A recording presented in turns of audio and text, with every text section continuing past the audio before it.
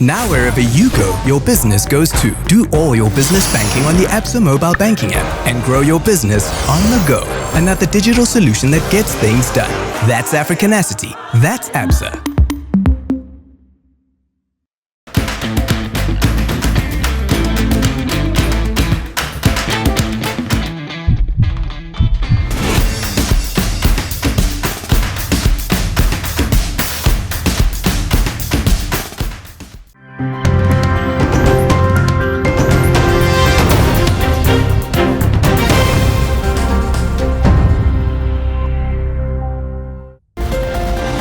Bonsoir à tous, bienvenue dans cette nouvelle édition d'Info Soirée. On y va pour le sommaire. Supramania Kisnen a été étranglé avant que son corps ne soit brûlé, c'est ce qu'a dit en cours de Moka la doctoresse Janki, médecin légiste de la police lors de la réouverture de l'enquête judiciaire ce mardi. Parallèlement, l'ADN d'un homme a été relevé sur un gant qui se trouvait près du cadavre. Suite à ce développement, le représentant du bureau du DPP demande à ce que la police recueille les échantillons ADN de tous les suspects. 2 patients atteints du syndrome Guillain-Barré après l'injection du vaccin anti-Covid, information fournie par le ministre de la Santé au Parlement ce matin. Et puis la bonne nouvelle de la journée, le boxeur mauricien Mervyn Clair qualifié pour les quarts de finale au JO de Tokyo. C'est l'information du jour. Supramania Kisnen a été étranglé avant que son corps ne soit brûlé. C'est ce qu'a affirmé la doctoresse Sheila Janki Parsad en cours de Moka cet après-midi. Ce médecin légiste s'était rendu à Moka pour un constat après que le cadavre de Kisnen avait été découvert. La doctoresse Janki a affirmé que selon ses findings, les pieds et le cou de la victime étaient attachés. Elle aurait été étranglée avant l'incendie qui l'a carbonisée. Le médecin légiste est d'avis que c'est un cas d'homicide et que la strangulation pourrait être la cause de l'œdème pulmonaire. Et un peu plus tôt, le représentant du Forensic Science Laboratory a aussi apporté de nouvelles informations. L'ADN d'un homme a été relevé sur un gant. Par contre, plusieurs pièces à conviction n'ont pas été envoyées au FSL. Aujourd'hui, grand l'enquête est réouverte et comme on entend ça, mon gars est choqué. Jamais moi j'attends qui tout ça in passé avec. Pas tu crois de suicide depuis le départ? Non, depuis commence même jour quand tu gagnes l'école, mon arrestation Moka, mon diamana mon Michel, il pense dit mon qui il pour suicider, mais même on a côté militaire, si a dit mon jali non, si a dit non capable de boire, de sous, de mettre, de fumer, de mettre du vélo lui-même. Mon jali non, mon Michel il pas boire, il pas fumer, pas non rien. Mais aujourd'hui on comprend qu'il est dans la toile de celui coup, il pied tassé? Non, pas tu connais ça là. Aujourd'hui, on connaît, mais bon Dieu, quand nous besoin trouver la vérité. Oui. Et la police peut faire l'enquête là-dedans? On a un message à la police, l'enquête qu'il peut faire? Moi, je dis à la police, on a un service, fait ce travail. Parce qu'il y a une veuve avec un enfant, ne peut souffrir. C'est l'autre nouvelle qui a le plus retenu l'attention ce mardi. 2 personnes souffrent du syndrome de Guillain-Barré après avoir reçu leur 2e dose de vaccin anti-Covid. Révélation faite au Parlement ce matin. Nous y reviendrons dans un moment. Mais avant cela, nous allons nous attarder sur le cas de Fatima Ravina. Cette habitante d'Albion de 42 ans est partiellement paralysée de la jambe gauche. Elle avance que cela s'est produit après qu'elle s'est faite vacciner au Sinopharm le 20 juillet dernier. Cette mère de famille a multiplié les va-et-vient dans les hôpitaux car elle ne sait pas de quoi elle souffre exactement. Après l'intervention du ministre de la Santé au Parlement aujourd'hui, elle est persuadée d'être atteinte du syndrome Guillain-Barré. Fatima estime qu'elle pourrait être la 3e victime de symptômes graves dus à la vaccination. La pharmacovigilance du ministère de la Santé se réunit ce jeudi pour étudier son dossier. Haman symptômes qui se présentent, moi aussi, mon gamin symptômes, et qui mon reste hôpital, mon sorti, aucun docteur pas fini de moi, aucun rendez-vous, aucune explication à propos de ce que fin gagné, et comme on a un problème là, bon, vous, un docteur qui finit de trouver là-bas qui, mon côté gauche, c'est un problème, pour tout ça, mais moi, aucune personne ne peut prendre en contact avec moi. C'est mon révolté à propos de ça, moi, bien dessus, mon envie qu'au moins, on m'a une explication à propos de ce que je gagne, parce que mon sorti l'hôpital, mais même docteur, pas de mon explication, et même moi, je pas même pour moi compte comment bizarre. Et au ministère de la Santé, le docteur Vinita Pooran explique que ce syndrome est une réaction aux anticorps. Il y a la possibilité que ces patients aient déjà contracté le coronavirus. Elle précise toutefois que la plupart des personnes atteintes du syndrome de Guillain-Barré se rétablissent pleinement en moins de 6 mois, même dans les cas les plus graves. Écoutez. Si un individu gagne une infection virale ou bien il fait un vaccin, il commence à produire un anticorps. Ces anticorps-là qui attaquent ce nerf qui fait lui paralyser. Normalement, il n'est pas fini tout de suite après un vaccin. Il prend un temps de réaction. L'état du monde commence à produire un anticorps. Il est capable de prendre 48 heures. Il est capable de prendre 7 jours. Il est capable de prendre jusqu'à 10 à 14 jours. Si on a un virus là avant, ça veut dire que déjà il y a un anticorps là. Et les temps où on fait un vaccin là, il produit plus d'anticorps. À ce moment-là, vous êtes capable de gagner Guillain-Barré. Ça veut dire que Guillain-Barré, il produit par un anticorps qui nous propre les corps produire en réaction à un virus ou bien en réaction avec un vaccin. 1153 patients ont souffert d'effets secondaires après leur première injection de vaccin anti-Covid-19. 70 d'entre eux ont même dû être hospitalisés et 2 des patients ont été atteints du syndrome Guillain-Barré, information fournie par le ministre Kailesh Jagatpal en réponse à la private notice question du leader de l'opposition ce matin. Xavier-Luc Duval voulait obtenir des autorités de nouvelles informations sur la campagne de vaccination et l'achat de vaccins. 4 cases of adverse events were attributed to COVID-19 vaccine. 2 cases of Guillain-Barré syndrome were reported by the treating doctor to the Pharmacovigilance Committee. 1 patient was administered Sinopharm vaccine and 1 patient administered Covishield vaccine. The outcome of the causality assessment committee for the 2 patients with Guillain-Barré syndrome are as follows according to WHO AEFI causality assessment.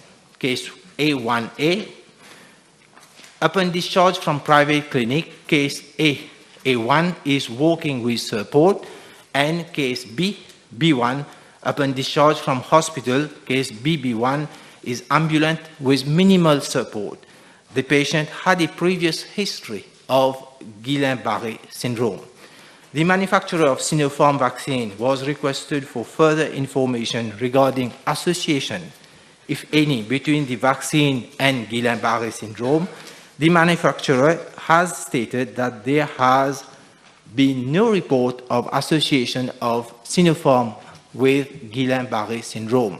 Une pilule qui ne passe toujours pas et un Arvin Boulel motivé comme jamais à faire entendre sa voix contre ce qu'il qualifie d'injustice envers sa personne. Le député travailliste a alerté les Nations Unies sur sa suspension au Parlement et affirme avoir aussi écrit à l'Inter-Parliamentary Union.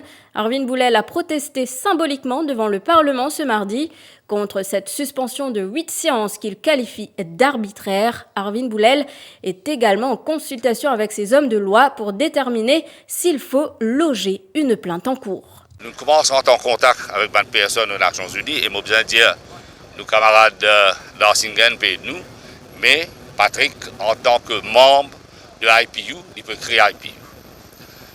Nous finissons de consulter de un homme de loi, nous laissons décider la marche à suivre, mais certainement il y a un consensus développé qui nous est là un cas fort parce que même comme on cause avec un ancien speaker, mon cause un ancien parlementaire, un ancien attorney general, je tout dire qui c'est la décision prise par le speaker est excessive, arbitraire et disproportionnate et injuste.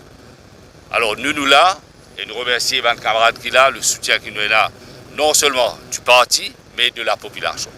Nous faisons une déclaration, non seulement pour nous, mais parce que c'est la voix du peuple qui vous a été entendue. Il aurait visionné du porno en plein examen dans une université publique de Maurice. Un invigilator aurait été pris la main dans le sac par les étudiants présents.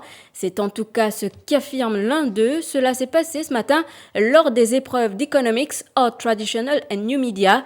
Entre 9h et 11h30, l'histoire fait actuellement le tour des réseaux sociaux après qu'un étudiant l'ait divulgué sur un groupe dédié aux élèves. C'est bien aujourd'hui qu'il finit arrive ça, que mon ami de classe est en plein l'examen et fin gagne un ban son dans la salle, ban son qui normalement vient de ban vidéo pornographique et ça vient par portable un invigilator qui peut servir ce portable ça là. Et nous connaissons un type de morning sounds là, qui vient de ban film pornographique et fin gagne. C'est-à-dire, nous ne sommes pas capables de dire est-ce qu'il vraiment les types de films porno en plein l'examen quand ils supposent invigilate ou les types de un ban mime. Mais seulement, in any way, dans la salle d'examen, un élève se peut pas gagner droit à sonner, pas gagner droit à aucun son, tout est bien silencieux.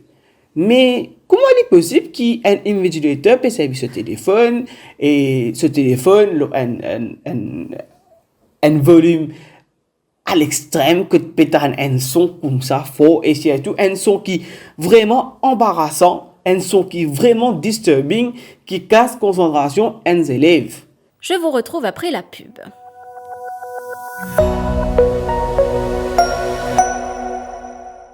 Now wherever you go, your business goes too. Do all your business banking on the Absa mobile banking app and grow your business on the go. Another digital solution that gets things done. That's Africanacity. That's Absa.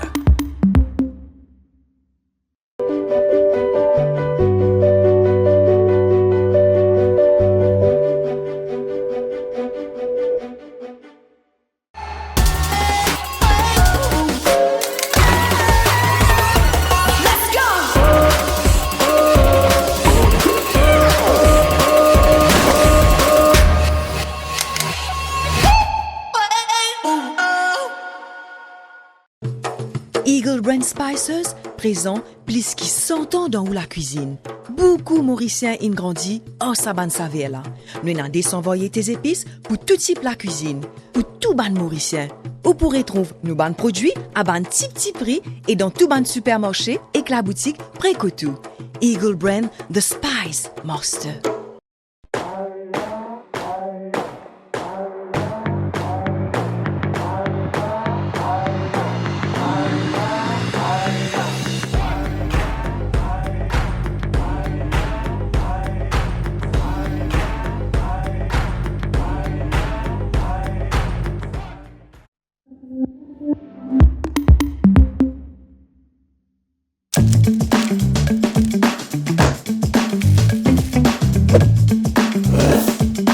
Qui est gourmand, qui est croquant, qui est irrésistible.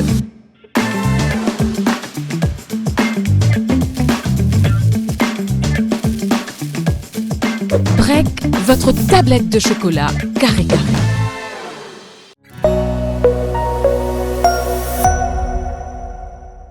Nous allons enquêter sur chaque numéro de téléphone car chacun semble avoir perdu la mémoire ici. Virulente sortie de Jean-Mario Geneviève, l'un des assesseurs du président de la Cour d'investigation sur le naufrage du Wakashio, à l'encontre des officiers de la NCG auditionnés aujourd'hui. 3 constables de la garde côte nationale ont été rappelés devant la Court of Investigation ce mardi. La Cour a pris note de la liste des communications le soir du 25 juillet 2020 et y ont trouvé des incohérences entre les données et leur version des faits. Fabrice Jolim, Mélanie Clémentine Juliette. Ce mardi matin, le constable adjudant de la National Coast Guard Operations Room de Fort William a été confronté aux incohérences présentes dans sa version fournie le 19 mai dernier et les détails des appels soumis par Mauritius Telecom. Si le constable affirme qu'il a contacté le poste de surveillance de Pointe-du-Diable entre 19h10 et 20h20, la liste des appels démontre qu'il n'y a pas eu d'appel entre 18h et 20h20. Face à ces incohérences, il devait affirmer qu'il ne se souvient pas des heures exactes des appels. Le président de la Cour d'investigation, l'ancien juge Abdourafik Ahmet et ses 2 assesseurs ont eu du mal à extirper les informations du constable car ce dernier ne cessait de répéter qu'il ne se souvenait pas des heures des appels entre l'Operations Room et le poste de Pointe-du-Diable. Pourtant, il maintient qu'il y a eu un appel où son collègue du poste Rado lui a demandé les détails techniques du navire. Ensuite, c'était au tour du constable Sejibun d'être auditionné. Il était en poste radar le 25 juillet 2020. Il a aussi affirmé qu'il se rappelait de peu de choses, surtout des appels entrants et sortants. Le poste a reçu plusieurs appels que le constable affirme ne pas se souvenir. Finalement, il a avoué que vers 19h15 et 19h41, un sergent responsable du poste l'a contacté. Le constable Sejibun devait contredire la version d'un de ses collègues qui avait affirmé que le capitaine Manu l'avait interrogé au poste radar de Pointe-du-Diable après l'incident.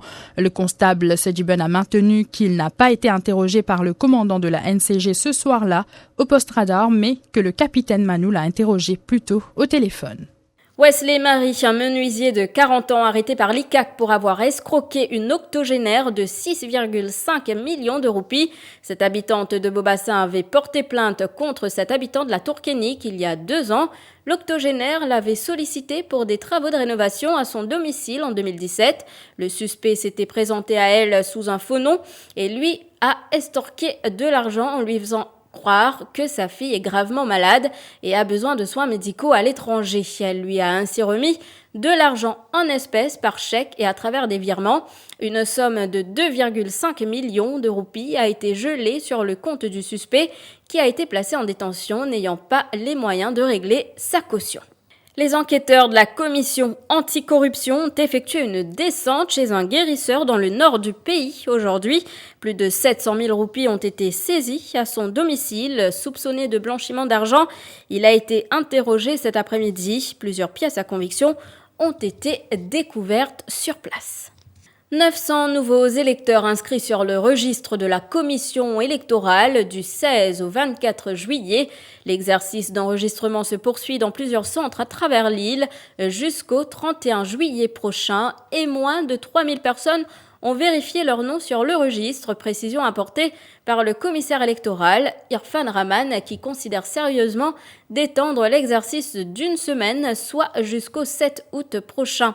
Il rappelle qu'il faut chaque année vérifier si votre nom figure bien sur le registre électoral, surtout ceux qui ont changé d'adresse, de nom pour les femmes mariées et les personnes qui viennent d'atteindre la majorité.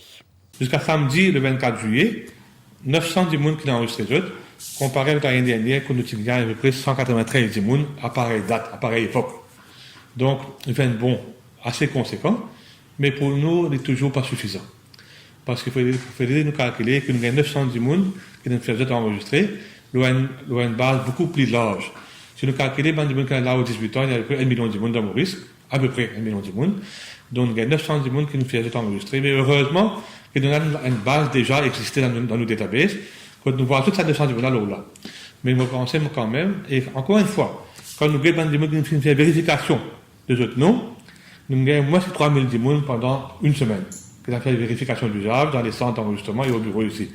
Encore une fois, c'est un pourcentage de 100% qui a augmenté, comparé avec l'année dernière, quand il y a un peu de 1500 personnes qui se fait une vérification pendant une semaine. Donc, c'est encourageant, mais encore une fois, on peut faire mieux. On peut considérer sérieusement pour nous prolonger cet exercice-là pendant une semaine. Parce que nous pensons, avec la situation de Covid sanitaire dans le pays, que dans beaucoup d'endroits, pas de capables sur outils, il y a un problème, zone rouge, etc., des gens un peu plus réticents pour ce routier. Alors nous pensons qu'il est important que dans l'intérêt du public, dans l'intérêt des citoyens, qui nous étendent un peu pendant une semaine au moins. Ce n'est pas un coup de chance, mais un coup de maître, une performance époustouflante de Mervyn Clerc qu'il dit reposer sur un travail acharné durant des années. Vous le savez, depuis ce matin, le pugiliste mauricien s'est imposé face au Jordanien Zeyad Hussein Ishash, tête de série numéro 4 au point 3-2, une victoire qui lui ouvre donc les portes des quarts de finale Jeux Olympiques de Tokyo. Mervyn Clerc sera de nouveau en action ce vendredi 30 juillet. Son prochain adversaire est l'Irlandais Aidan Walsh. Une première médaille serait-elle attendue? Le Mauricien compte en tout cas se donner à fond pour accomplir cette mission. Nous l'écoutons. Aujourd'hui, je joue la boxe, c'est un travail à long terme qui me fait, c'est une préparation. Mais côté tactique et technique, c'est mon entraîneur qui me cadre moi. Depuis mon premier tour, je connais avec qui je boxer et mon entraîneur, mon DTN, surtout, il travaille beaucoup tactique avec moi, technique, comment il peut besoin pour mon combat. Mais tout de même, au début du combat, je suis un peu crispé parce que ben technique moi tu peux appliquer, moi je peux bien conscient qu'on peut faire. Mais au fur et à mesure dans le combat là, mon continue de travail malgré tout, mais au fur et à mesure dans le combat là, l'amour, il trouve clairement même qu'il a clé mon victoire là. Ouais. Pas avoir une explication de l'entraîneur, nous demandons au coin. Et ça, on qui passe, on pas on dit de mon conseil sérieux. Mais c'est qui est extraordinaire là dans cette motivation qui m'a gagné. Chaque fois que je suis dans mon coin, la force qui me donne moi. Et comme on m'a dit, quand des préparations on fait, quand des sacrifices on fait, on me dit mais non. On a besoin d'exécuter mon conseil et donner encore plus pour mon remporter sa victoire là. Ouais. Bon, je merci pour le soutien de n'importe là, qui toutes les Rodrigue et les Maurice. Et tout le monde qui soutient moi en tout le monde, je merci jusqu'ici pour le soutien de n'importe là. Et bon, allez Maurice, allez Rodrigue. Et c'est ici que prend fin cette édition. Merci de l'avoir suivi. Je vous souhaite de passer une excellente soirée.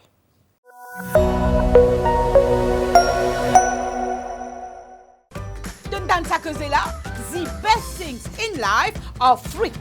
Et moi me dire, the best things in life are free and easy. Surtout quand tu es extra busy. Lever, cuire, manger, dégazer pour parer, al travail, al bazar, fou. Mais quand easy, tout roule facile. Tu gagnes les tables de pied, le gros pied. Avec Absa DJ Account, manière qui te fait banking vient extra easy. Parce qu'il te capable de faire banking, qui te la case ou n'importe qui côté tu étais. Pas fini avec Absa DJ Account, tu gagnes un personal accident cover gratis pour un an. En un mot les amis, DJ Account c'est un banking self-service que tu fais tout online. Pas de branche, pas de queue, pas de délai. Pour ouvrir ton compte, remplis ton application online depuis ton ordinateur, laptop, portable ou bien tablette. Après, active-les en branche. Qui te piatane? Papier dilettant dégazé à l'eau absabank.mu ouvert ton Absa DJ Account. Ton compte online. Easy, my friend.